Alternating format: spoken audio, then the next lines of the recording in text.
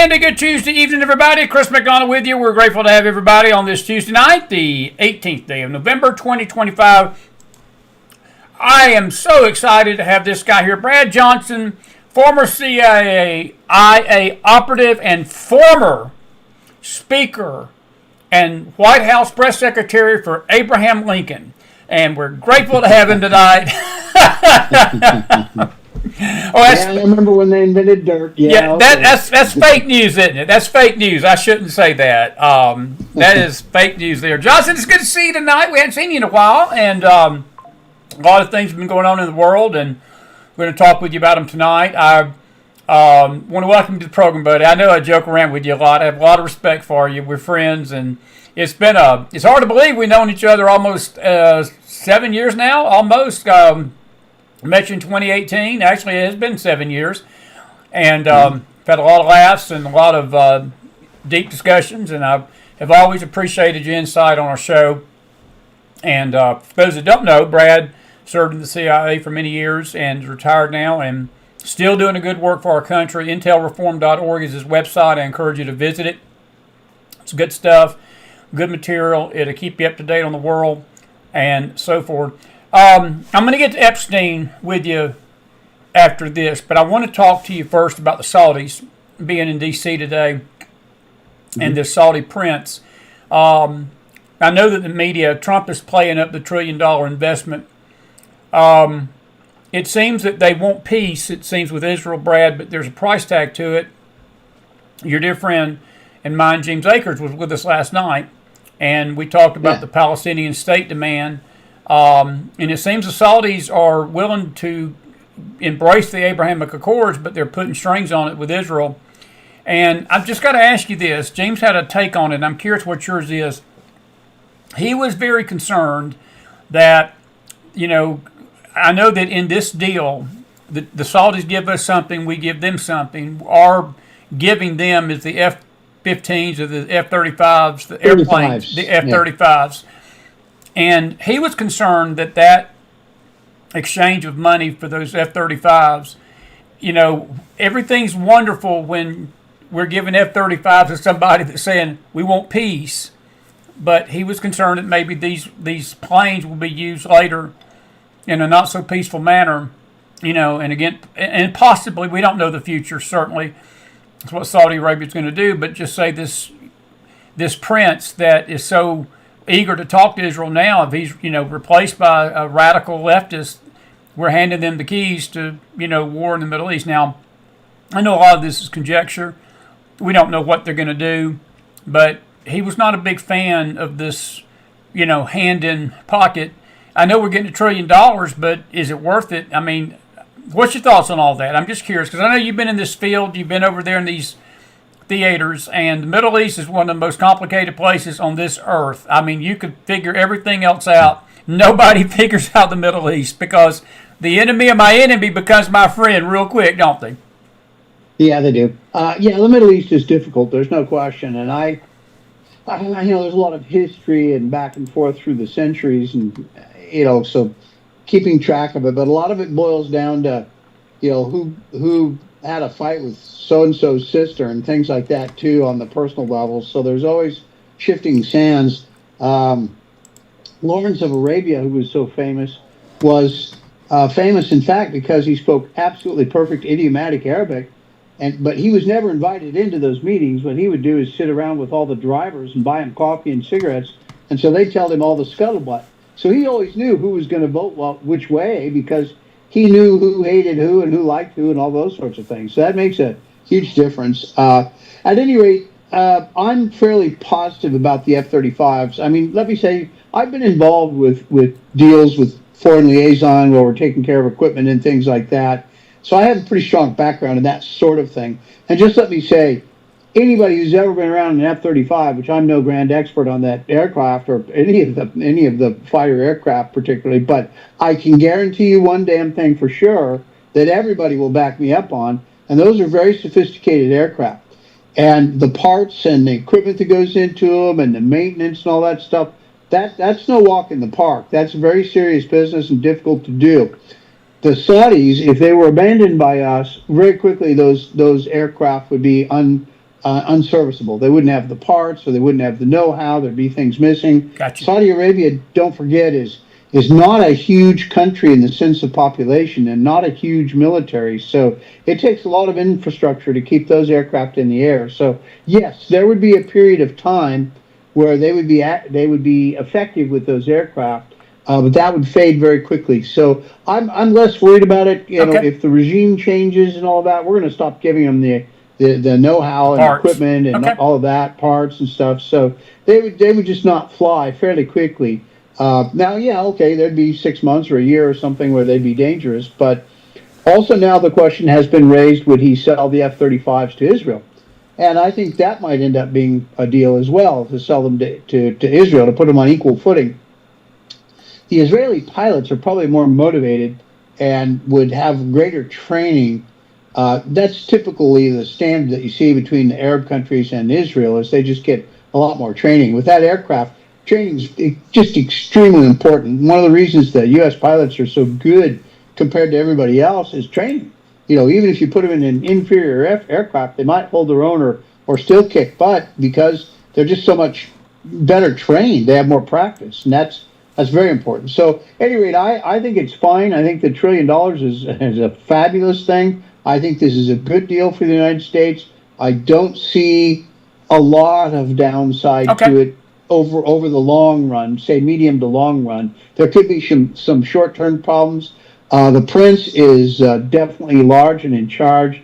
He's not going to get kicked out. There's nothing there's no undercurrents taking place there that are undermining his position. And unless some outside force gets involved or something new takes place, I just don't see there's a lot of realistic threat to him being overthrown. Have you seen any distance between us and Israel since the Gaza situation, the peace accord that they've signed in Egypt? It just seems I'm not, and maybe it's just me. There seems to be a little chill in our relationship with her right now, for whatever reason. You know, whether it's because optics is everything. The Arabic nations are really weird people in many ways, and they're easily offended and they're easily provoked, and maybe Trump is doing this to make sure they don't think he's just supporting Israel all the way, that he's wanting to bring everybody to the table. But I'm just asking this question: do you sense any distance in our relationship with Israel since this Gaza thing? Because Brad, there's been a rapid, just absolutely explosion of anti-Semitism in this nation, coming from some of the biggest influencers on social media. And I know that most common sense people, normal thinking people with sound minds, don't make their theology, don't base what they believe on social media. But I hate to say it, a lot of people do. And they hear stuff and they make decisions and they make their ideology based on what they hear. They shouldn't. But do you see any chilling of our relationship with Israel right now? Or is that just a pause? You think it's just maybe just the whole Gaza thing, that the last 2 years has been so brutal that we're just trying to regroup? I think you've touched on two completely separate issues with that. There's the issue of chilling of relations between the U.S. and Israel. There have been some things that have been stressful between the two governments, and some of the things that the Israelis have done. Trump had said, I wish they hadn't done that, and Trump's pretty clear on that sort of stuff. He more or less says what he means and means what he says on those things. So I know he's been pissed off a few times by the Israelis on some of the things that they've done. That said, I don't think that there's any impact on the underlying relationship. There may be some public, I'm not too happy with you right now, but give me a couple of weeks, we'll get over it. So I think that's kind of the attitude there. Now that aside, the anti-Semitism is something that's been building for a very long time. I don't think that's new. I think it's just now there's an excuse to let it surface.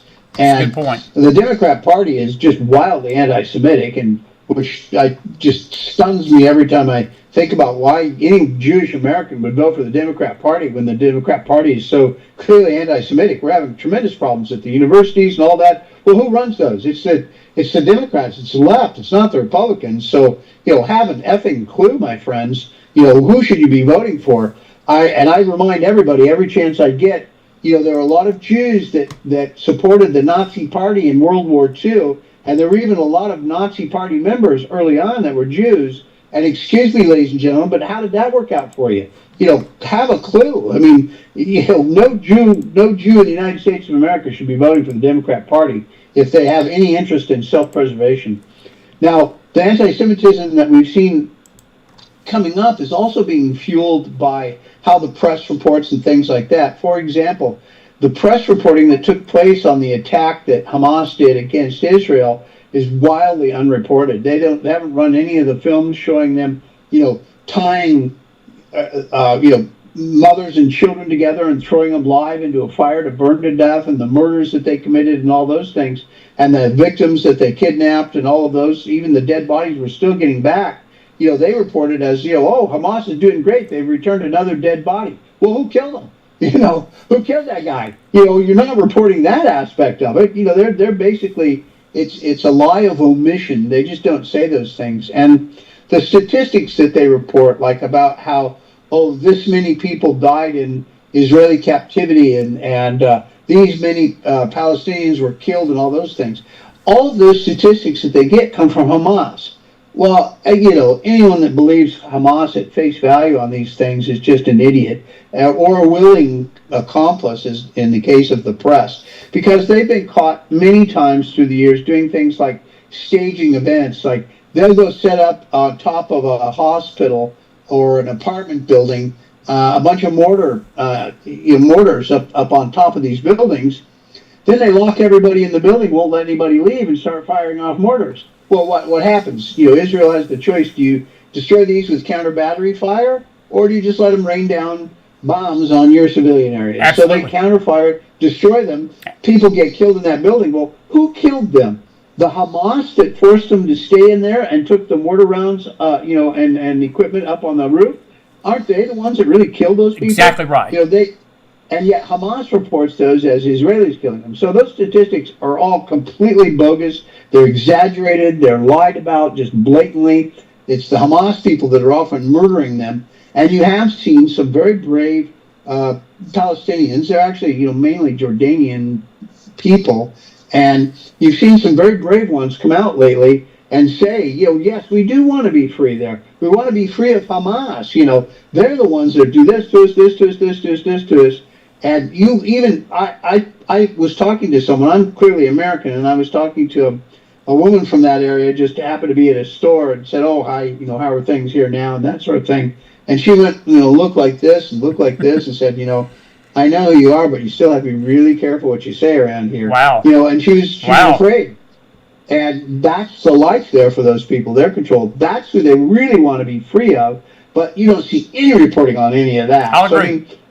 All of this is just completely bogus. It's this anti-Semitism is being built on purpose. And who is doing that building on purpose? It is the left. The Democrat Party here in the United States is purposely aligning itself with extremist Muslim terrorist groups to undermine Israel and Jews in the United States. And things are not as safe for Jews now as they were 10 years ago. I totally agree with that. The fault belongs squarely on the back of the Democrat Party. Do you think any of that's seeping over in the right? Because there are some right-wing voices, Brad. Look at Marjorie Taylor Greene, Matt Gaetz, Tucker Carlson, Candace Owens, Dave Smith, the comedian. There's other social media influences, and I guess what I was asking a while ago, I know that we shouldn't put stock in what some of these people say, but a lot of these people have million people followings. I mean, they're pretty, people know Tucker Carlson's name from Fox, and you see a lot of this going on. Do you think it's beginning to find its way in the right, just like it did in the left, and it basically consumed the Democrat Party? And I'm just concerned it's the seeds of it are being planted on the right too. Maybe they're just left in sheep's clothing. Maybe that's what this is. But I tell you what, it seems to me it's just as much on the right. Not as much as the Dems, but it's definitely, there's seeds of it being planted on the right. That could be. Yeah, I mean, there are people that are kind of left leaning that consider themselves Republicans, and you and I have talked about this before. I mean, I don't particularly consider myself a Republican. I consider myself a conservative, not a Republican.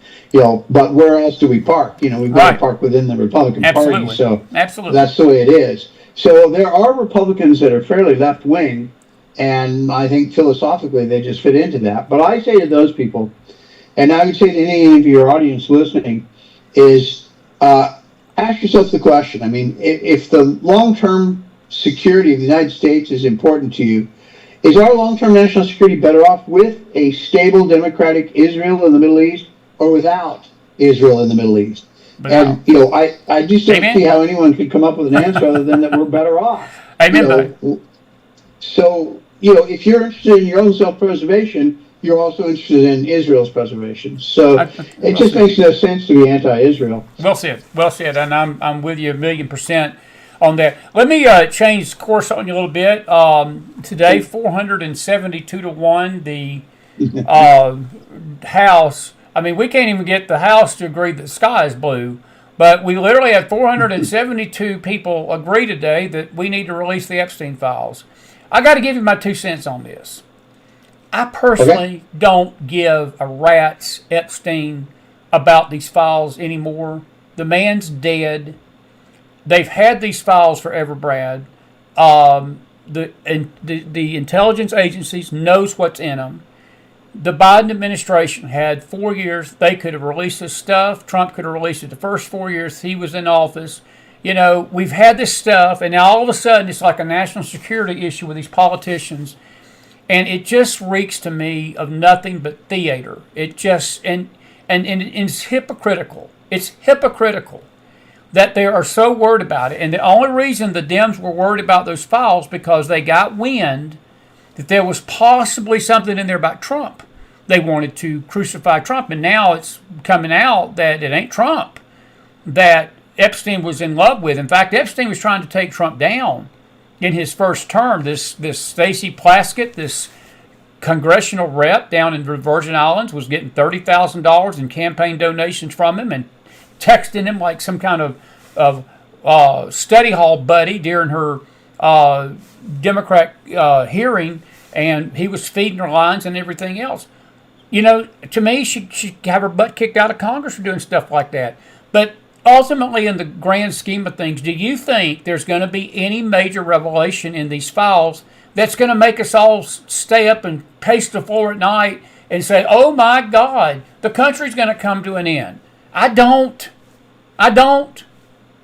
No, I don't think there's going to be any smoking gun on Trump, but I think they're going to try and make one because that's, I've got to say, I mean, the left hates Trump. Oh my God, that's so 10 years ago. I mean, I know. Oh, yes, any little thing they're going to try to use against Trump.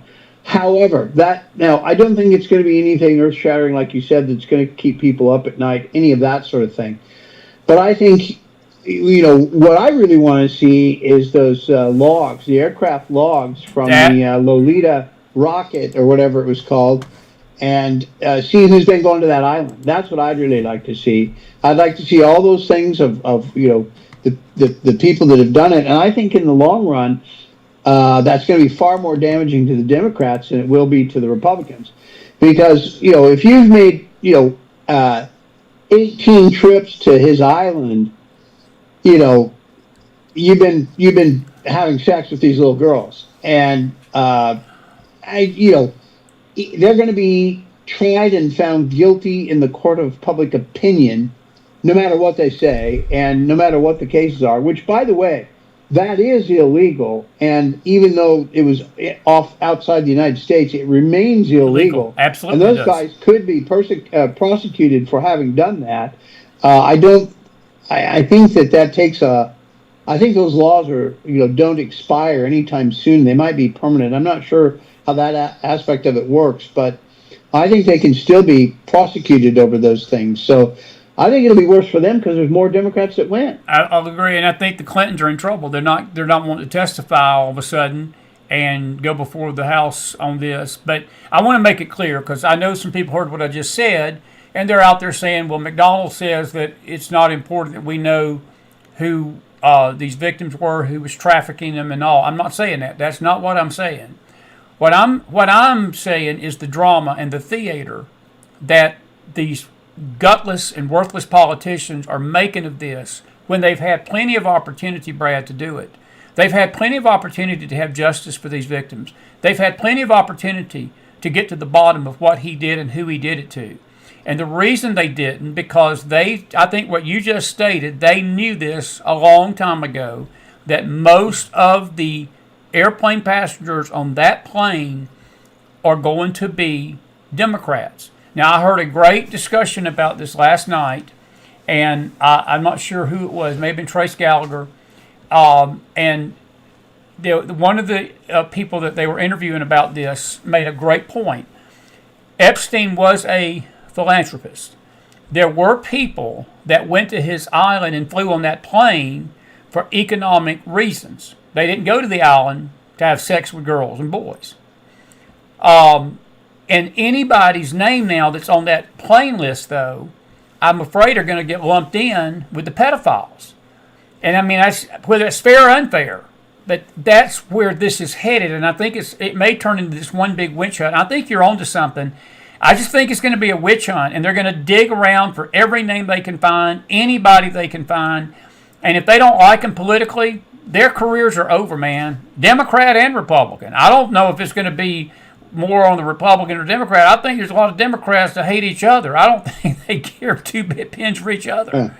Am I onto something there, that I think that it's going to be a witch hunt, and we may never still get to the truth of really what happened because of the political witch hunt, which is nothing but a crock of crap, in my opinion?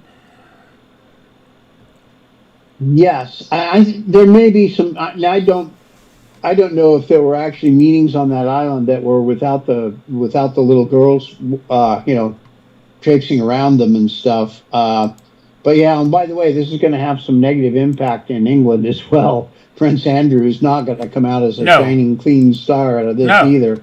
So it's going to have impact there. He's already been relieved of his title and official duties and was moved off of the palace grounds and moved to some mansion out in the countryside. But I think you're going to see a lot of that sort of thing happen. Will there be some innocents tarnished out of this who went there for philanthropic reasons and stuff? That's certainly a feasible thing. I mean, there may be, but I think those people are in real trouble reputationally, even if they only went there to try and raise funds for, cancer research or something. I think those people will still be in trouble, and you're going to see some resignations of those people, even though their hands are clean. Because how do you prove you're innocent?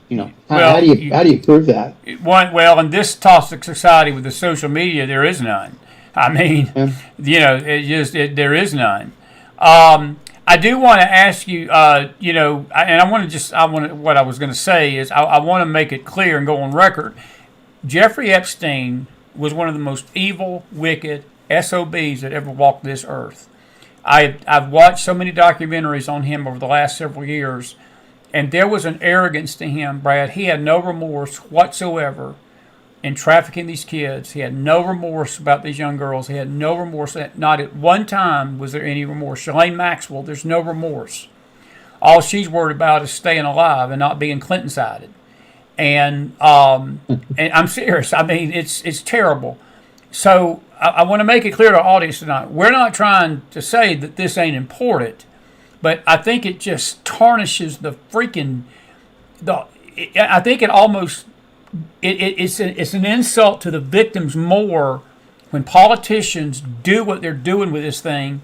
To me, that's more of an insult to the victims than getting to the true bottom of it for legal purposes and for moral purposes instead of political purposes. That's all I'm trying to say, and I want to make sure that is stated on the record, because this man was evil. Look, there's no getting around that. And I'm going to tell you something that I believe is going to happen. Larry Summers tonight, which was Bill Clinton's Treasury Secretary or Treasury, part of his Treasury Department, he stepped down, and he's apologizing. I don't know if Mr. Bill C. is going to come out of this unscathed, because he seemed to have been one of the most closest allies to Epstein and others, but his name keeps popping up. A quick question, and I'm going to go to something else with you. Do you believe that Clinton has got problems with this tonight? Yes, I think so. I mean, he was saying, "Oh, I only went to the island, 6 times." Well, yeah, 6 times in this little tiny period of time where he was busy doing other things. So yeah, I mean, I think it's going to turn out that Clinton had been to that island 30, 40, 50 times, and we all know why Clinton went there. I mean, would I ask anyone that has or has ever had a 17-year-old daughter?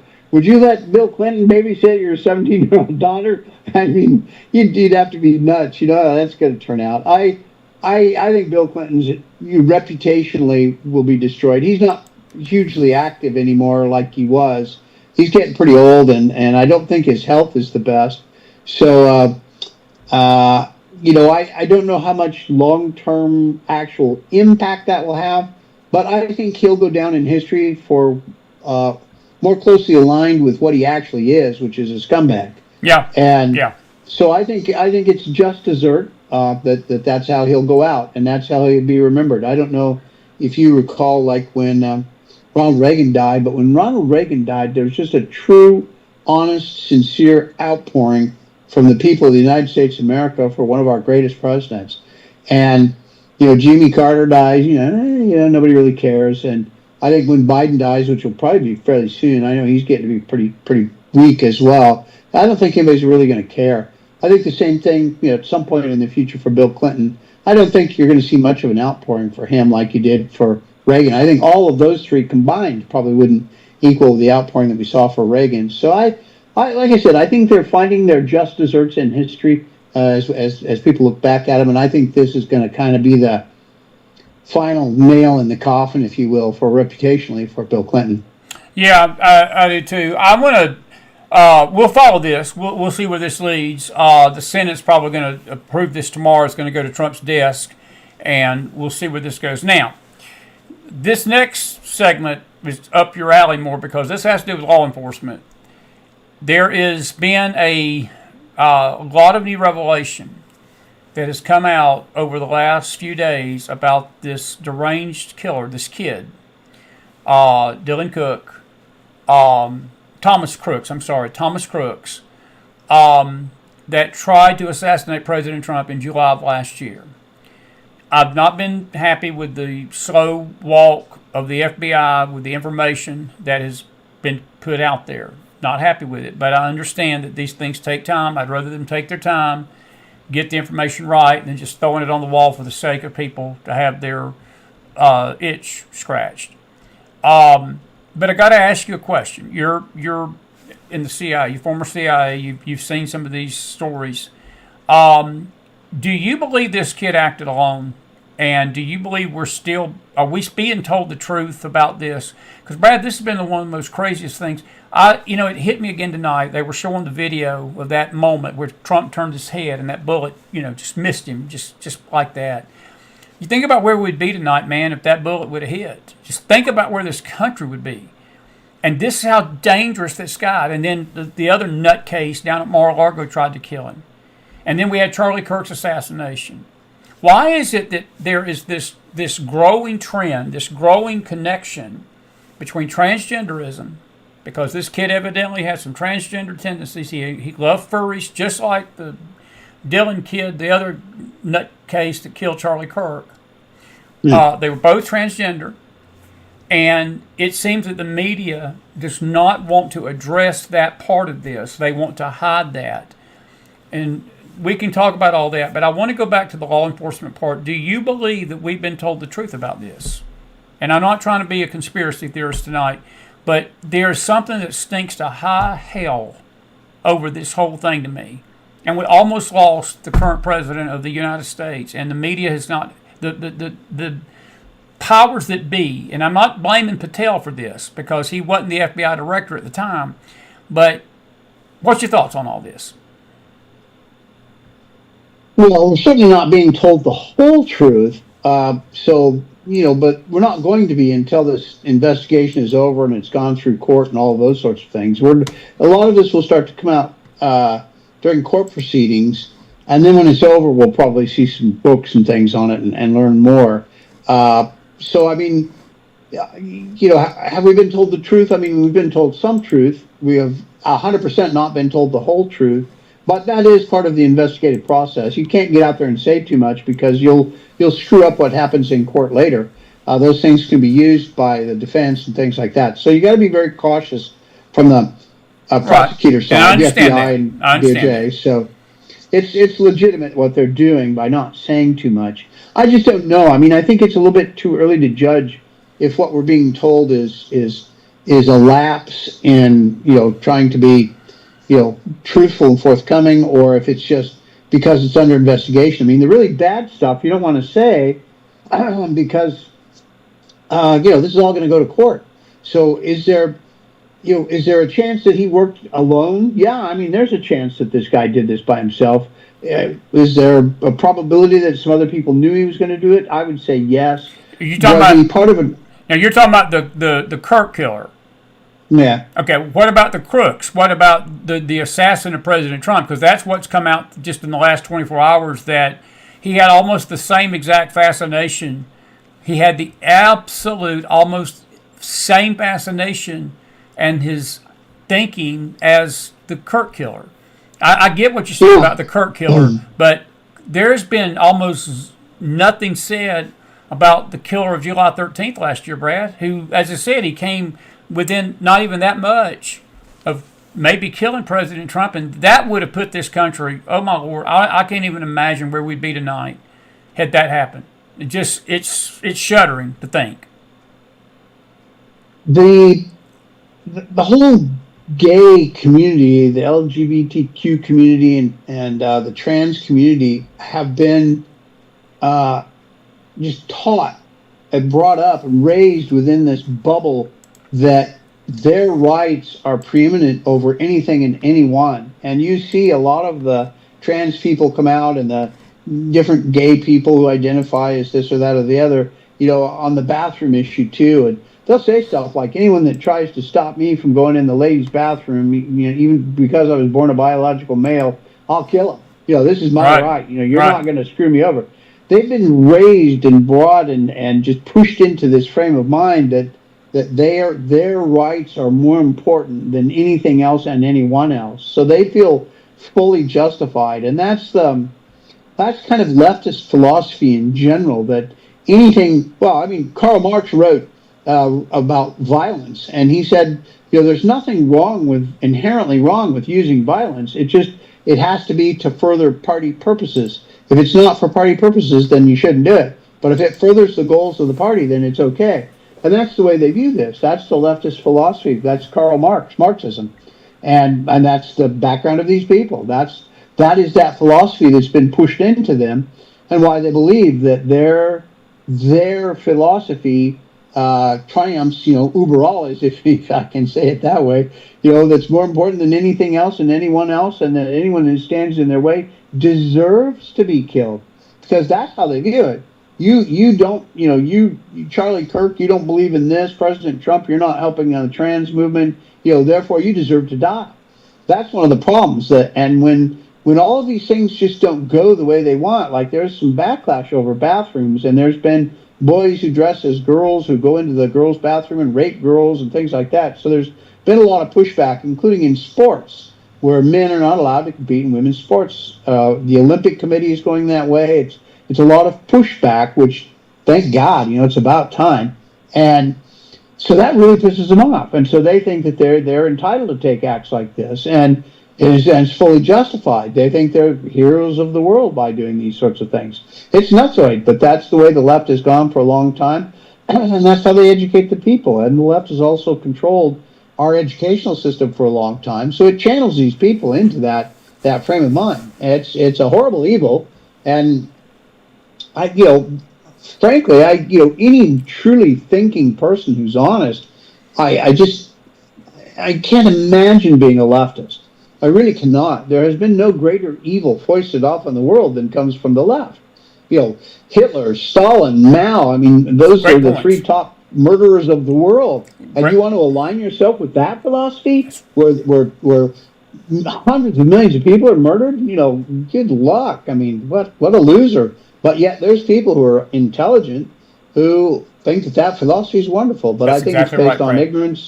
ignorance and emotion, and not based on fact and clear thinking. So true.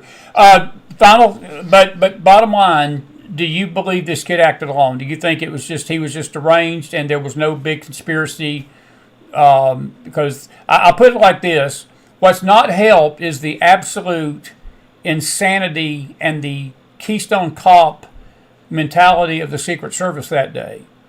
I cannot believe that our Secret Service had reached that level that it could not protect a current presidential candidate from and that kid again got so close. I mean, man, you're talking less than 2 football fields, and the errors in that. I think that's what's added to this theory, this conspiracy theory out there, and these thinking. And I'm not so sure that people are not justified in asking these questions, Brad, because again, it just seemed like it was almost like they wanted him to get killed. And that's just my opinion, and I don't say that lightly tonight, but I think the American people in general, I think all we're asking for, we just want the truth about these things. We are so sick. I've known you for 7 years, and even in these 7 years, in both administrations, Biden's and Trump sometimes.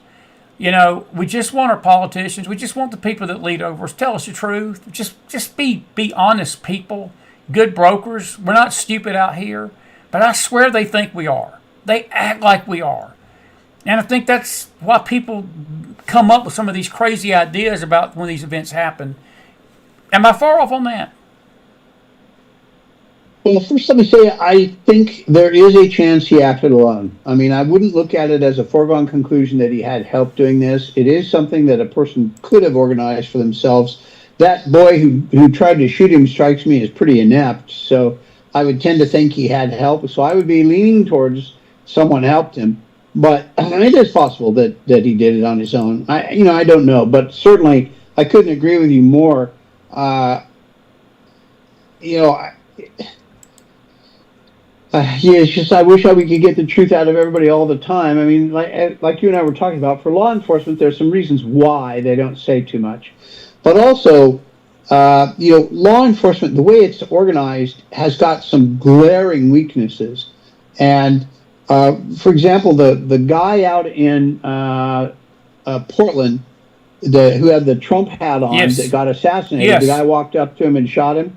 There's video. I've watched the video of the Antifa team that killed him, and it was a team of 10 or 12 people that did the hit, and they videotaped the whole thing themselves as like a training film or a victory lap film, I guess. I don't know what. So there's absolute conclusive evidence that it was a team of these 10 or 12 people that assassinated that guy.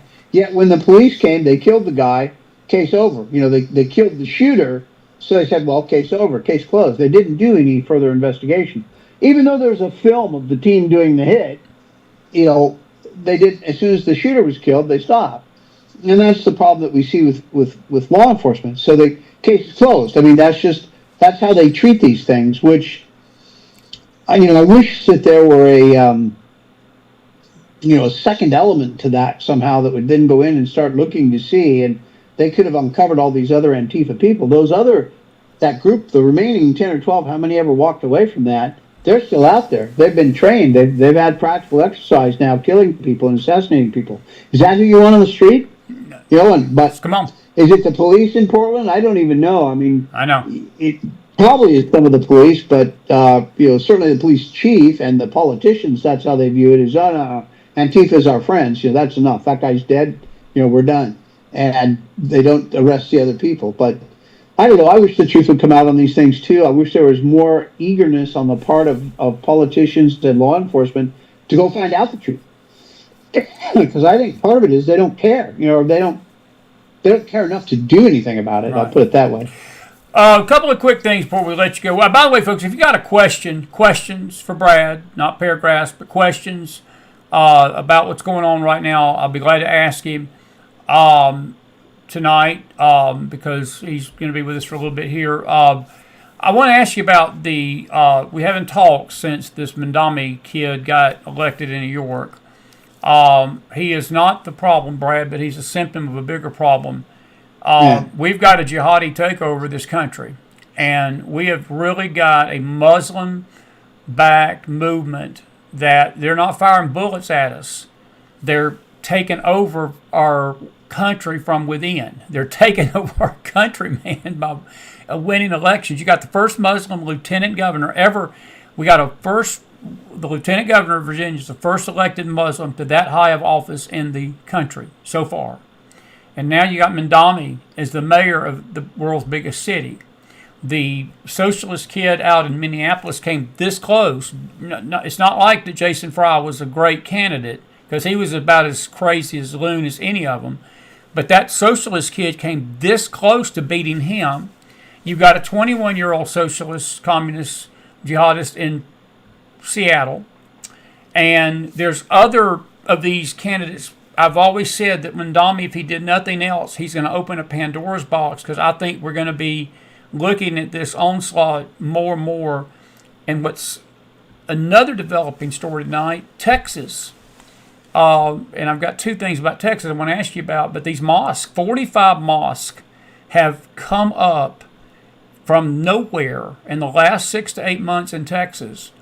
And it's ironic to me tonight that the same time that this is happening, that the court over there in Texas struck down that redistricting map because the redistricting map was going to be favorable for Republicans, and now it's possibility it's made it harder for Trump and the Republicans to win the midterms. Not that it was going to be easy to begin with, but Brad, there's just so many forces trying to destroy this country from within, man. But I don't think this jihadism and this Muslim thing should be taken lightly. And I think these people want to take over the country. And we didn't found this country on an Allah we trust.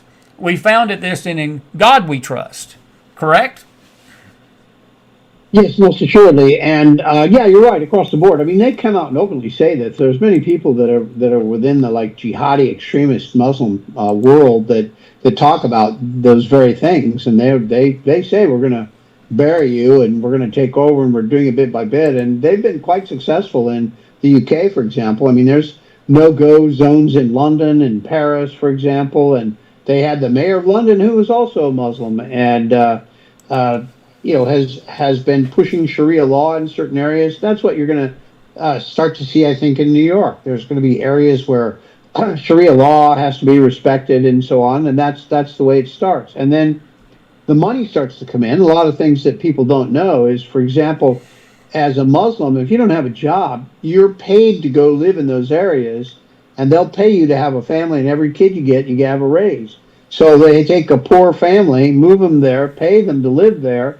They make them try to work and do other things and support the mosque and do all of these things, but they pay them to go live there and breed. And so they create a larger and larger and larger population of people in these enclaves, and it becomes insidious. And then, there's places like I said, in London and Paris today where you cannot go in there with regular police force. If you go in there, I mean, you have to go in there with 40 or 50 at a time, because you'll just be attacked and kicked out if you go in there with 2 cops or something like that. So I fear that that's the type of thing that we're going to see starting to happen in New York. The police chief, the lady there that's police chief of New York, has said she resigned as soon as he won. They're going through that now, I guess. He's trying to make her stay, and I think she's going to go nuh-uh, yeah. But we'll see. Did you see the training video that they put out this week where the lady was trying to teach the women in New York how to wear the hijab? Like they're almost preparing for the coming. I would have liked to have seen Brad Johnson respond to that video. Of course, we would have had to bleep out about every other word when Johnson would have responded to that, trying to get. Anyway, I'll just leave it. I'll leave that one alone. I got some good questions for you tonight. If you got just about 10 minutes, and we'll make these quick. Liz Goldman, great question here. She says, "Do you think or worry that there will be many false lists that will be put out with Trump's name on them regarding Epstein?" It's not a bad question. I do. I think there's going to be all sorts of false lists. And I'm going to tell you something else. I saw something the other day, an AI video of a illegal immigrant being handcuffed, thrown to the ground, kicked, mistreated badly. It's all fake. It was all fake. Somebody, because the AI is so sophisticated now, and that was put out there. I'm surprised that some news media didn't pick it up and swore up and down that the ICE agents are kicking, people in the face and beating them on the ground. But the false list thing makes sense, because if his name's not on there, good and well, somebody's going to try to make something up and lie about it. Do you think it's going to happen?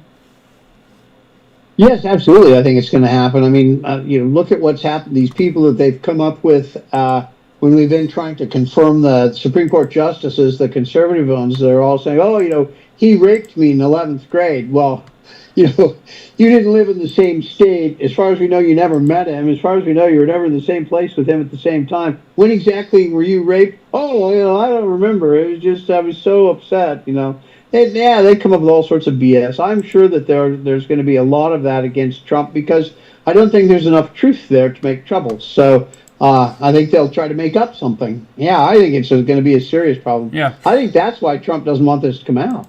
That's a good point. I'm with you. And their seventh son says, "Ask Brad if the Vegas shooting," and I was going to ask you about Vegas because it sort of went back to what we were talking about a while ago. He says, "Do you think that was aimed at Trump supporters?" That's another shooting that they sort of tried to close the books on it quickly, shove it under the rug, and I don't know the whole truth about what happened in Vegas. 2017, so that's been over 8 years ago now. That was a horrendous shooting. And the question is, do you think that was a direct attempt to kill Trump supporters and not just the crowd? That's sort of hard to judge, but he was sure not a fan of Trump, that's for sure. I think there's absolutely no question whatsoever it was geared to targeting Trump supporters. There's just no question. And by the way, I did a lot of hours of work and research and stuff on that shooting. Excuse me, and you're absolutely right. I mean, what was done was really kind of a travesty in a lot of ways, because the guy was found dead. Everybody knows that if the shooter is found dead, the investigation ends. Exactly. So, in fact, I would say to encourage anybody, if you're really interested in that, go take a look. If you Google my name, Brad Johnson, CIA, and OANN, One American News Network, and Las Vegas, I did a 30-minute special on One American News Network back in the day that this took place. That's still out there and has had, I don't know, a couple million views, I think, by now. Okay. It really goes into it in detail, but there's some things that like there were 2 rooms, 2 windows broken out, bullets, empty casings in each of those 2 places. Shooting had taken place in both of them. When the police went into the main suite where the dead body was laying for the main shooter, the door to the other room was locked from the other side, but yet both rooms had been used for the shooting. Well, how is that possible if there wasn't a second person? How is it possible? Right. Because even the police couldn't get through. They had to get a battering ram to knock through that door to get into the second room. And in that second room, this is all from the police reports. This isn't me saying anything. This is what the police reported. In that second room, you can see an identical pair of gloves to what the shooter had on his hands when he died. That second pair of gloves were thrown down on the bed that are all puffed up. They had clearly had hands in them and were taken off onto the bed. Well, again, the question, does that mean that the guy was going back and forth between the 2 rooms and he'd use one pair of gloves in one room and a different pair of gloves in the other room to shoot from? That doesn't make any sense. So, second pair of gloves on the bed, clearly worn by somebody else, behind a locked door. So how did the shooter go back and forth then to shoot out of both rooms? Like I said, there's holes in that you could drive a truck through. There were a lot of law enforcement that reached out to me that were really pissed off by this shabby investigation that was done. But you had an administration that wasn't interested in pursuing it. You had the casinos that don't want the bad publicity. You have the police force that's got a close relationship with all the casinos, which is not necessarily a bad thing, but they're being pressured also by those casinos to knock it off. Just the case closed, the guy's dead. We don't want to be associated with this kind of thing, which I understand that, but Yeah, those people that were died and the families and all of that, I tried reaching out to them to get them to pursue this more vigorously, but and I don't know. I think they were receiving some, you know, recompense from casinos and things like that just to keep quiet and stay out of it. But that is just a horrible travesty of justice. I've forgotten how many people died there, but there were hundreds of people killed and wounded in total. I mean, Yeah, hundreds. it was terrible. And It was one of the worst shootings we've seen in this country, probably. I've never seen anything of that magnitude here. It's a good question and good answer to that. Stephen Fanahoyt, he says, do you think Trump intends to force a Palestinian state on Israel? That is not a bad question. There's a lot of mixed signals coming from that because his son-in-law Jared Kushner and Wyckoff seems to be over there trying to. I read a report in a Israeli newspaper, World Israel News, that part of this UN resolution that they passed here regarding Gaza, within the framework even of the Abrahamic Accords, the fine print, when you read the fine print, that Trump is wanting the Palestinians to have a state. And Brad, that's every time we've tried to do something like that, it's ended in failure and it's ended in nothing but disaster. And I don't see it being any different now than it was under the Clinton years, under the Bush years, under Bush senior years. Certainly Obama. Obama was such a nut, and Biden didn't care. Biden didn't even know what a Palestinian state was. But, I mean, I don't see this ending well if he does. And I don't believe he should. But that doesn't mean that he's not going to do it. Trump's Trump. But do you think he's going to force that on Israel and strong arm her to give the Palestinians a state? It's not a bad question, actually.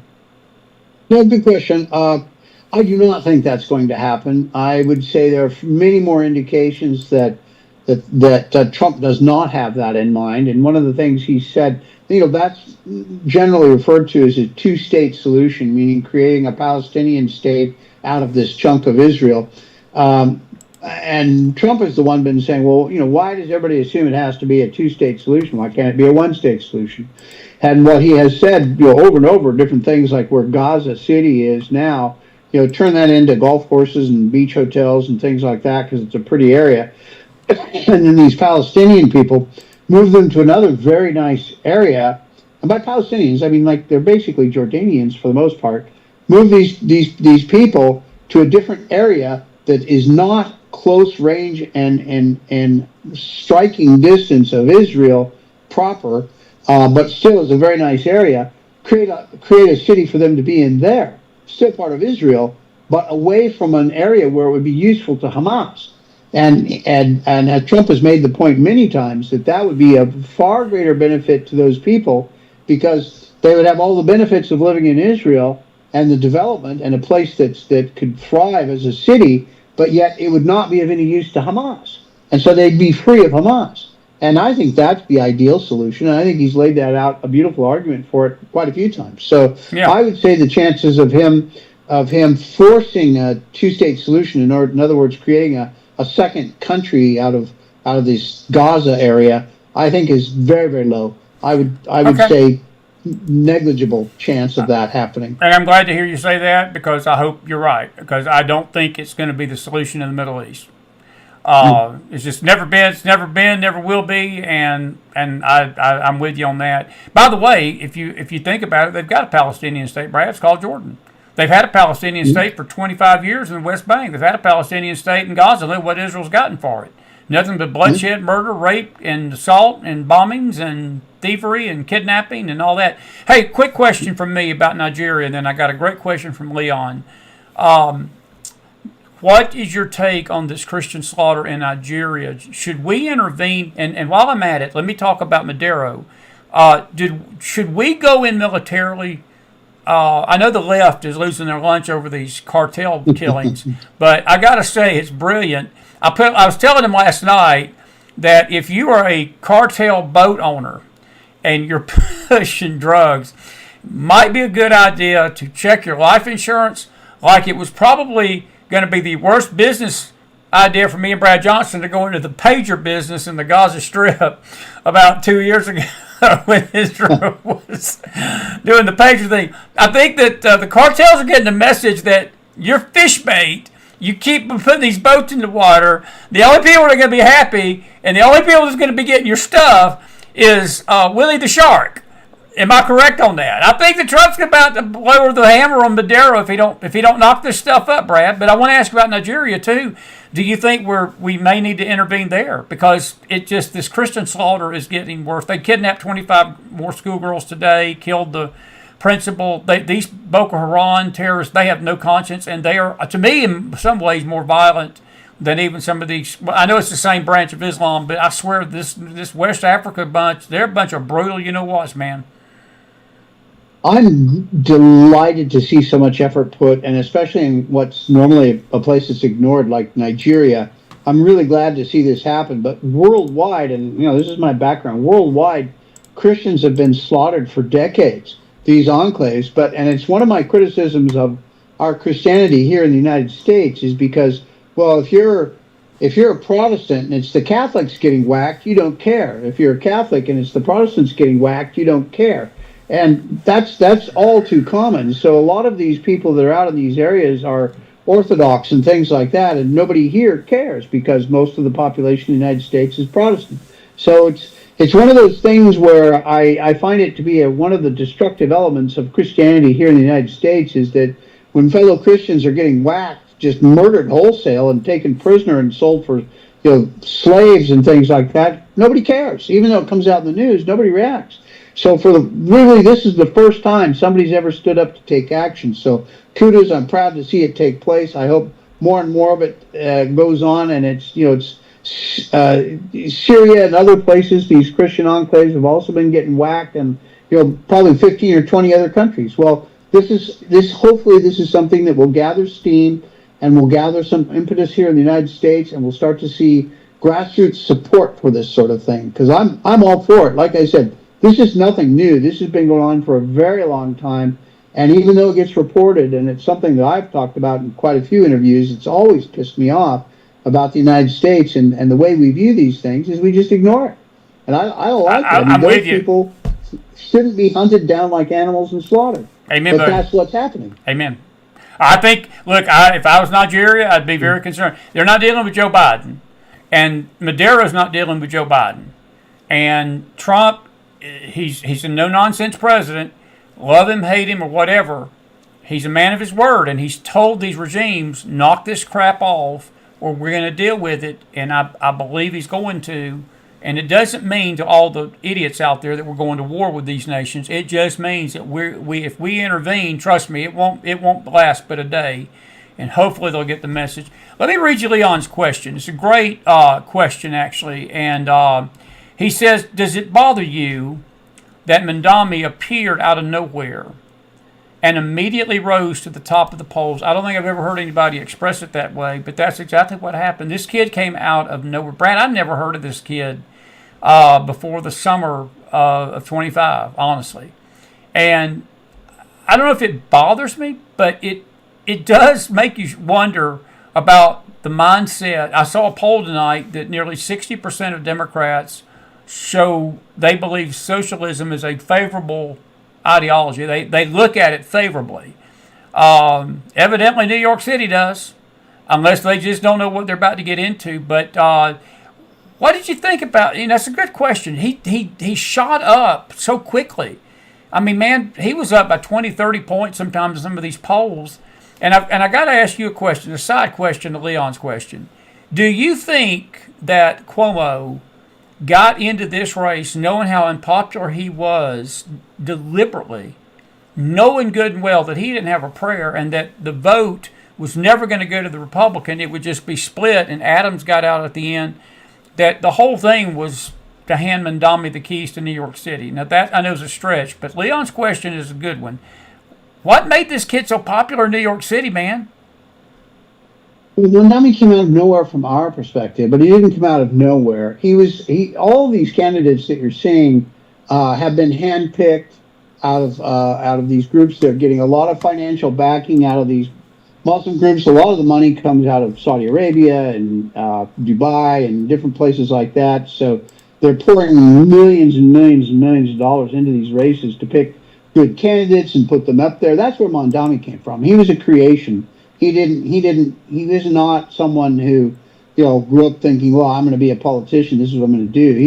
He was handpicked and created and had a lot of backing. So he had an entire support unit from day one. Normally in a campaign, and I've been involved with more than a few, campaigns start with basically, the candidate, and then they'll find somebody to help them run the campaign, and then they start trying to find volunteers, and they start trying to find donors. It's something that builds from a small kernel larger and larger and larger. He hit the road day one with an entire organization behind him and plenty of money.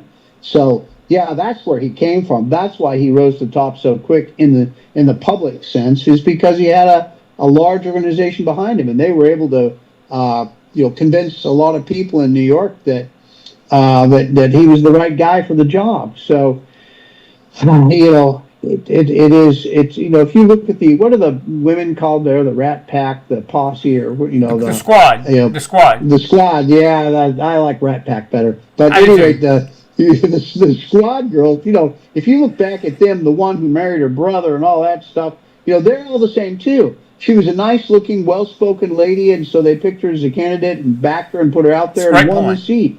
That's how they're doing it. All these guys are the same. And if I can, I would like to go back to those boats in Maduro for just a moment, please. Yeah. Those guys, now that business, those people are basically like subcontractors. They'll have a boat. They go to the narco traffickers and say, hey, I can do this. How much will I make? If I take it there. And those sort of relationships are built up like that. And I can tell you that pool of people willing to do those boats is definitely drying up. There's not going to be very many people willing to do that anymore. That is impacting, I think, the price of drugs on the street and so on. But let me say something about this, too, very similar to some of my comments earlier about wiping out Christians on the world stage, and that is stopping drugs. We have always known how to stop drugs. We've always known how to do it. Good point, Brad. Back many, many, many years ago, I was working with the FBI. The FBI had a great program, and they documented every single aircraft that's involved with flying narcotics around in Latin America. All of the narcotics in Latin America, from at one point or another, where the basic ingredients are made, to where the lab is, to where the market is, some leg of that is done by aircraft. And there were only like 15 aircraft in that entire area that did that stuff. So we identified down to 15 aircraft. We could have taken those aircraft out in a few hours one afternoon. No problem. But there was no will to do so. Nobody wanted to do so. That would have brought cocaine trade, certainly, and a lot of the heroin trade to its knees like this. But nobody cared to do it. That was decades ago. Decades ago. We've always known how to stop them. Always. But there was never will. For the first time, somebody's willing to stand up and do this sort of stuff. For the first time. Cuba did all this before. We had a lot of photographs of these boats going into Cuba and airplanes dropping them off and all this sort of stuff. Everybody knew what was going on. Everybody knew how to stop it. But this is the first time ever in the history of the United States where there's actually will to act. So what will Trump do? He's going to stop them. He has said he's going to. I believe that he'll do so. He's moved an aircraft carrier into the region there that would be close enough to Venezuela to do whatever they want. Venezuela has called up the military. There, I don't know what footing they're on precisely, but there's some sort of emergency footing. And Maduro has said that he would love to talk to Trump. He's made a couple of offers out there of like, oh, well, we'll break relations with Iran and Russia. And they're going, no, that's not enough, my friend, because you would just stay in the narcotics business. And these, by the way, these you remember all of the columns of thousands of people marching to the southern border to come across the border into the United States? Who paid for and organized all that? Well, it was the Cubans and Venezuelans and those guys doing this sort of stuff. So that money is used against us all the time. And again, everybody knows this stuff. Everybody knows it. There isn't anybody out there who's in a position to know who doesn't know. Everybody knows. And there's never been a will to try and stop it. But the Maduro regime is, basically a big mafia family, a narcotics trafficking family, and mafia type family, and they're running guns and money and trafficking children and people and everything. And like I said, everybody's in a position to know knows this. There is no question of this sort of thing. So ask yourself a question. Why are the Democrats so against this? Why? Absolutely. Why? Great question. No, that's the big question, and I'm glad we'll wrap it up on this because we're out of time. That's what's insane to me is that the people on the left and the media, you got senators questioning Blumenthal, Mr. Lion Blumenthal, no Vietnam vet record guy.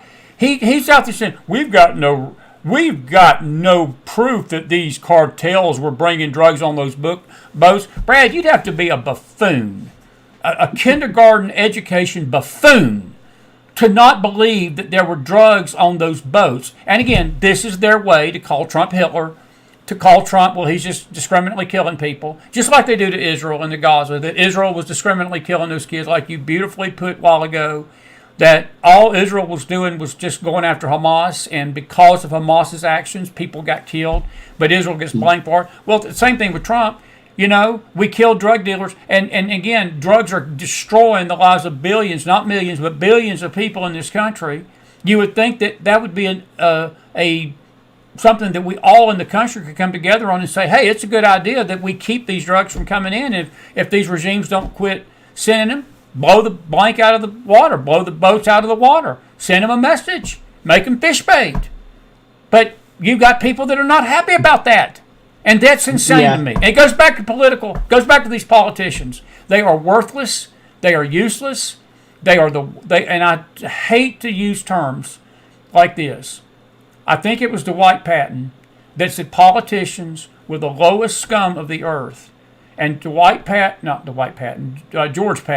general, he said, but the Democrats are even lower than the scum. And this was way back in World War II. And you know something? General Patton was right. These politicians, some of these people have got to be the most scumbaggery people in the universe. And my question to you as we go out here tonight, and you wrap this up with us, it goes back down. We cannot blame the politicians but so much, and I'll tell you why. We put them in that power. The American people voted for many of these people. Not everybody, but a majority of people voted to put these scumbags in power. And it just seems like we're on this treadmill every year. The same people get elected, reelected, reelected, reelected. Good people come up against them. Country don't want them. Good people come up with good records that can go change D.C. Country don't want them. And I'm going to tell you something, Brad, at some point we got to look at ourselves in the mirror. We got to look at ourselves in the mirror and say, why are we electing these scumbags over us that can't see the evil of drugs and complain about Donald Trump confronting? I said what you said a while ago last night. I'm thankful that somebody's confronting the drug business. It's about time. We should have been doing this a long time ago. Yeah. I couldn't agree more on all that. And it's an unfortunate part of our system now that the people who are interested in becoming politicians are basically the people that don't have, for the most part, a lot of other opportunities in life to do well. And, you know, many of them are not very smart people. I've been on the Hill and met a lot of these guys. A lot of them are dummies, you know, that just got lucky and happened to get elected, being in the right time at the right place. I mean, there's some smart ones too, but yeah, they're not a group of people that engender a lot of respect, at least from me. I'm with you. I wish that we could reform our political system in some way. You know, in the old days, when the United States was created, there was no salary for being a politician. You did it as an obligation to help your country, as a thing of loyalty. Interesting. But now it's become a profession. That's right. And people get in there and stay, and they argue that, oh, well, no, we need people to come in and stay because we need that expertise. Well, you know, horse pucky. We don't need those guys don't have any expertise that does anybody any good. You know, they're useless. You know, they have their purposes, I know, but you know, those guys don't help on anything. It's like Patton said, you know, I think it was in the Korean War where they got the orders that the bridges that the Chinese were going to come roaring across, they wanted to blow those bridges so the Chinese couldn't come across. They said, okay, but you can only blow up the southern half of the bridge. Yeah. And that's the type of stupidity that comes out of those guys. I don't know. They're useless. I would scratch them off the page and start all over if I had the opportunity. Well, we got to change. We're going to have to change course because we're on this treadmill right now. And look, and this is what concerns me. Maybe this would be a good topic in December when we get you back on. I want you to come on at least one more time before Christmas. I told Brad tonight when we have lunch with him, I've got his Christmas card already. It's a $5 gift card to McDonald's. And he can't even buy a milkshake and fries with that these days. So I might have to up that to 10 for him. Milkshake's almost ice cream, so you can dip your fries in that. That's true. That's the thing now. That's not bad. That's true. But, you know, it's funny that the political system, you mentioned the toxicity of it, and it just seems that these demagogues get their feet so dug into our politics. And if President Trump, look, what President Trump's doing, there's been very few minor. I'll call them different perspective of things. I've not been a big fan of some of the ways he's handled Israel a little bit, but that's just me. Overall, I think he's done a fantastic job. But this is the killer. The next guy in, and let's just say, God forbid, that we get another Joe Biden, or we get a Gavin Newsom, or we get a left-wing loon. Biden. Exactly. And they redo and they tear down everything he's done. The Congress has got to codify these executive orders in the law, and I want to approach that with you next month because it seems that we have this same cycle. You know, one president comes in, he passes executive orders. The next guy comes in, he tears them down, and there's no cohesiveness of our government, man.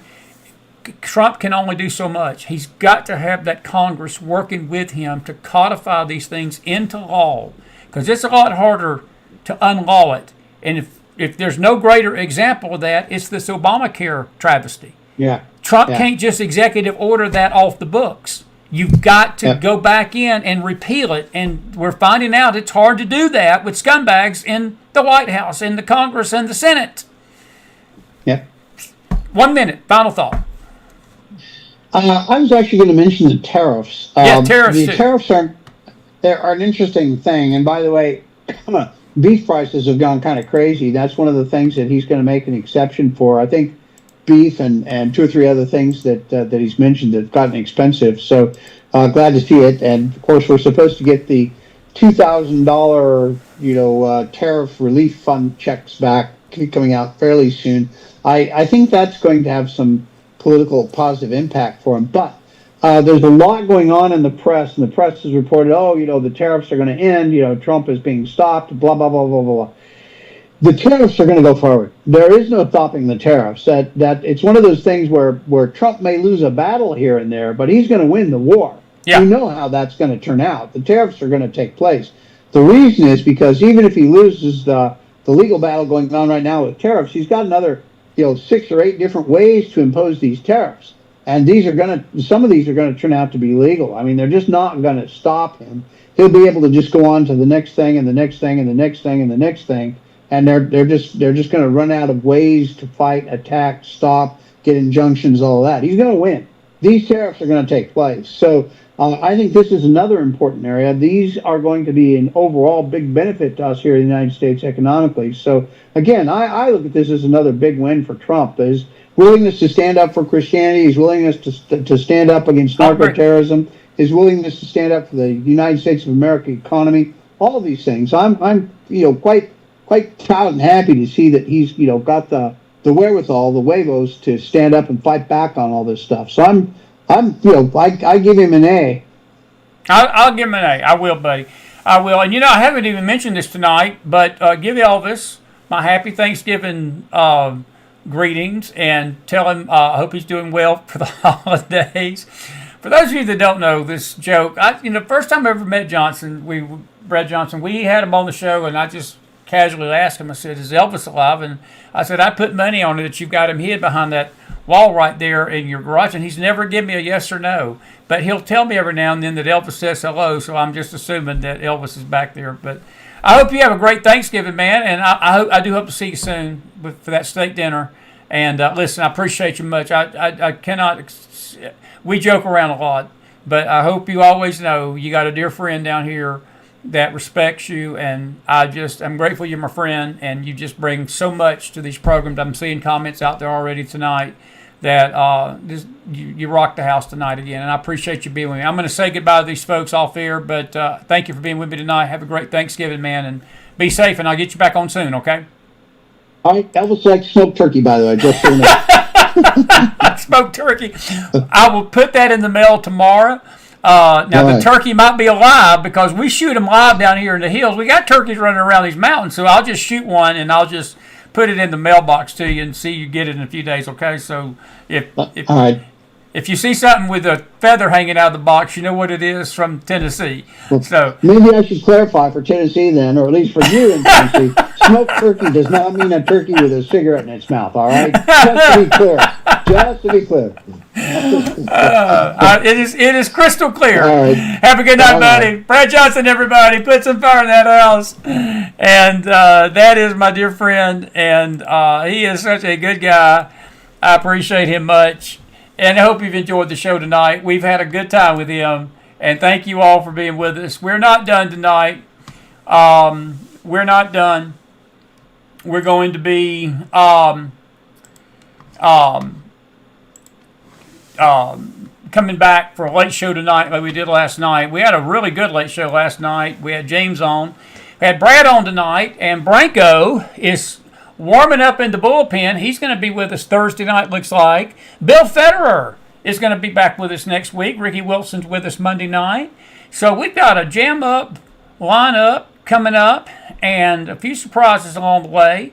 And but I do want to come back on tonight because with the holidays coming up, we're going to be a little sporadic next week. And want to get as many shows in as we can. I want to thank everybody for being with us tonight. Thank you for the good questions, and we appreciate all of you being with us. The McFiles.org is our website, and you can find out all our channels there and so forth. We hope you have a wonderful, wonderful rest of your Tuesday night. If you don't want to come back and be with us late, it'll just be this redneck Southerner. Smoked turkey with a cigarette. Ollie Johnson would come up with that.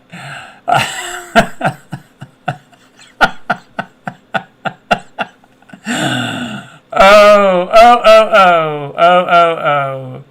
What a guy. What a guy. If you enjoyed Brad, put some fire in that house. I will see you back here tonight. We got a lot to talk about. We'll take your questions again, and we'll take your thoughts about all these news stories. We're going to talk about the cartels and talk about the Nigerian situation. We're going to talk about Epstein with you. We're going to talk TPUSA tonight a little bit, some other things, but we got some video and some things to share with you. I hope you've had a good night. I sure have enjoyed Brad. A lot of deep stuff. McFiles Forum, folks, at gmail.com. If you got a question and you would like to send it there, please send that question there. We'll be glad to answer it if we can. And we appreciate you all being with us tonight. Much love from Tennessee tonight. And the Mac Man, God bless you. God bless this nation. God bless your families. And God bless the great nation of America tonight. Pray for the peace of Jerusalem. And be with us later tonight if you can be. If not, have a good night. I'll see you back here tomorrow on the face side. And then back Thursday night. As of right now, Tony Branko is going to be with us. What a great cartoonist. And he's got a lot to say about what's going on in the country, too. So please be with us then. Until then, McDonald out. See you later.